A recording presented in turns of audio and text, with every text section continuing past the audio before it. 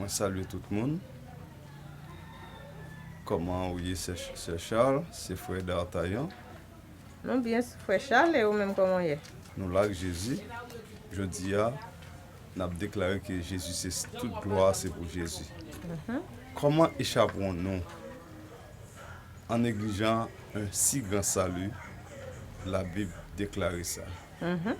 Je dis à, nous avons présenté, nous avons déclaré que Jésus, c'est Seigneur à la gloire, Papa, et que toute gloire, c'est pour lui. Amen. Jésus, c'est Dieu créateur. C'est Charles, nous avons référence pour moi. Lui c'est Dieu créateur. Nous jouons ça dans Hébreu 1er, verset 2, Jean 1er, verset 3, Genèse 1er, verset 1 à 3, Psaume 33, verset 6, Éphésiens 3, verset 9, Colossiens chapitre 1, verset 16. Jésus, c'est Papa. Lui c'est papa, nous jouons ça dans Ésaïe 42, verset 8, Ésaïe 9, verset 5, Colossiens 1er, verset 15, Ésaïe 7, verset 14, 2 Corinthiens 4, verset 4, Philippiens 2, verset 6, Matthieu 1er, verset 23, Jean 14, verset 7 à 9. Jésus, c'est Dieu petit là.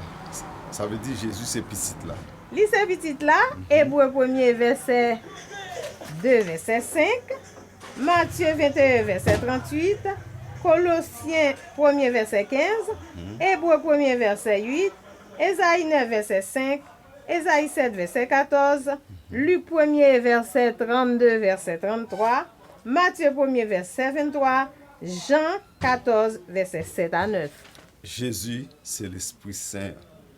Lui c'est l'Esprit Saint, nous jouons ça dans Jean 14, verset 17 à 23.